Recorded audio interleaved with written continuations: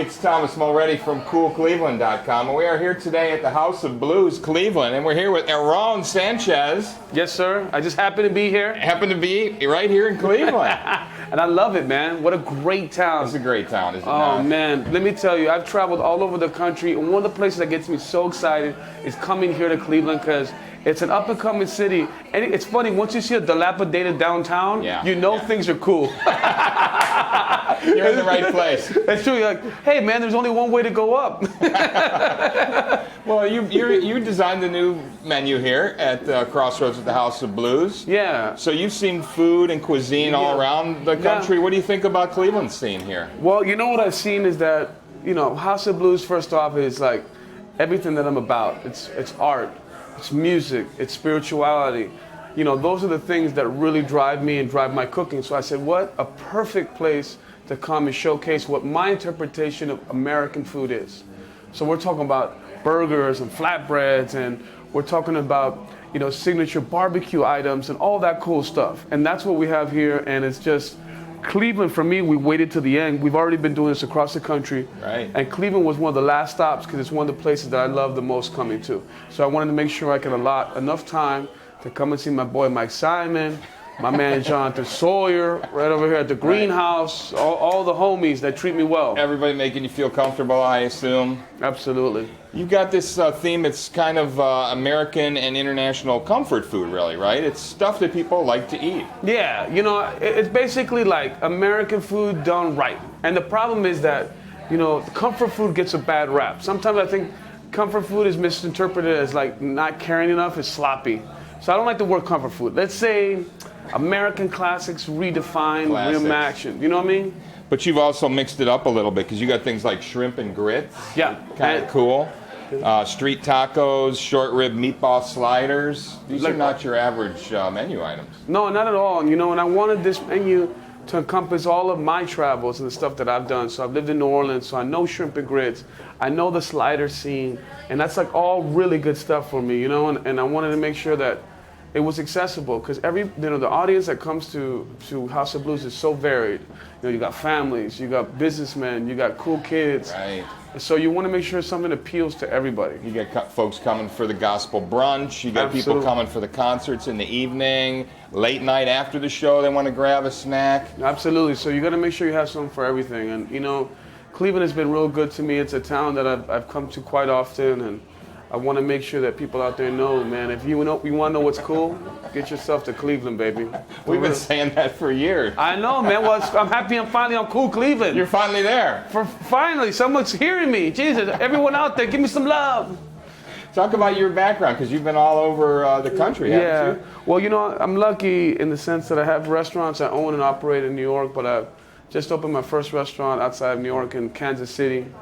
And I do some television work with the Food Network. They've been good to me. You've been on a lot of shows, haven't you? Talk about that. That must be pretty cool. Yeah, well, currently I have my own show, which is a show called Heat Seekers, where I go around the country and I eat spicy food. And I try to take on the hottest stuff in the country. Yeah. And I have a co-host named Roger, a cool cat from Canada that we do this with.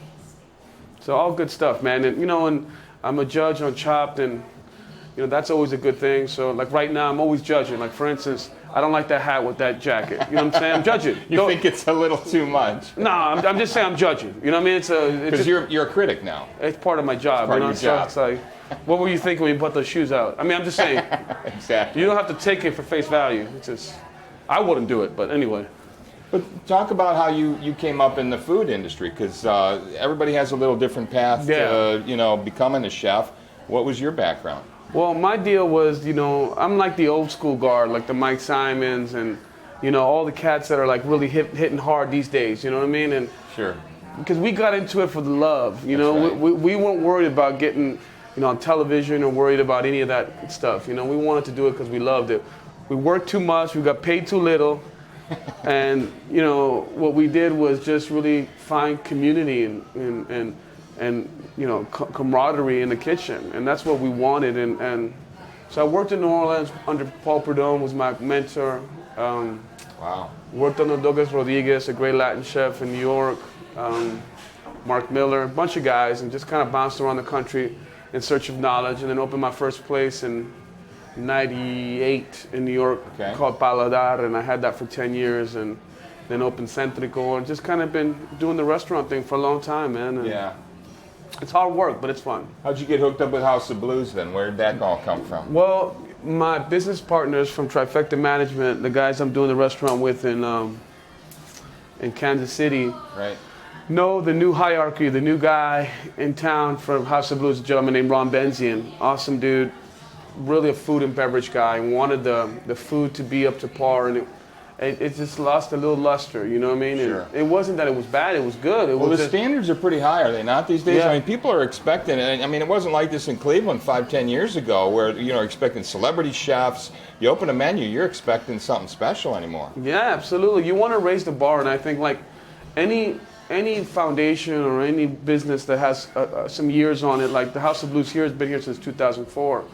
You know, you got to do things to shake it up. You got to like, you know, you have to bring a new pair of eyes and let them give you your input, you know, and that's really what my role is here, and inspiring the menu and just getting everybody that works here excited. Is that what you're doing this week while you're in town here? You're meeting with the cooks here, the chefs here, absolutely. with the wait staff? I'm doing some tasting, making sure everything's up to snuff, and meeting with some foundation members, which is the private club upstairs, and making sure everybody's just, you know, happy and inspire them, you know, because all the you know, the implementation, the development of the menu's been done a long time ago. Sure.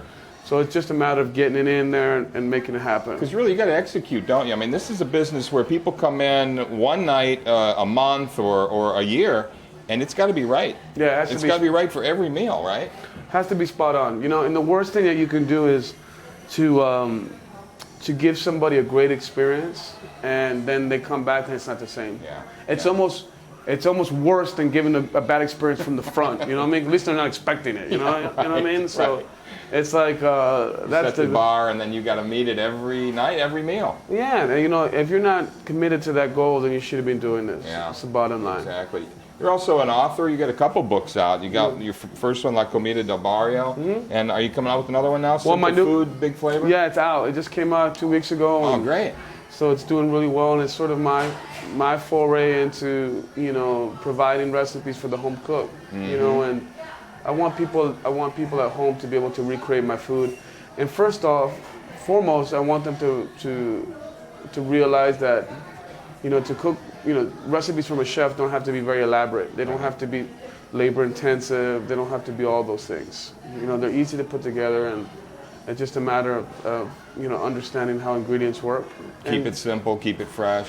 Absolutely, and make good food. It's that simple. What's your theory on the heat and the spiciness? You think more is better?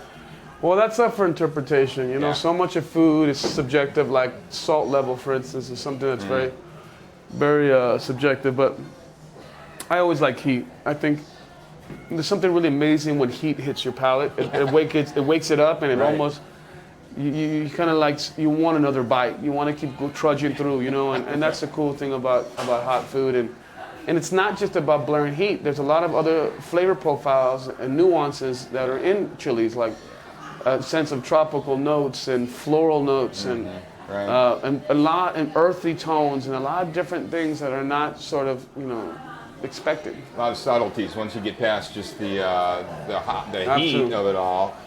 Well, listen, Aaron, thanks so much. Nice to see you here in Cleveland. Man, no doubt, brother. And don't you guys forget, you want the real stuff in Cleveland? CoolCleveland.com, baby. Thanks again. We'll see you soon. Thank you. That's how you give the love, baby. That's how you give it, man. It's Thomas Mulready from CoolCleveland.com. Have a great week in Cool Cleveland.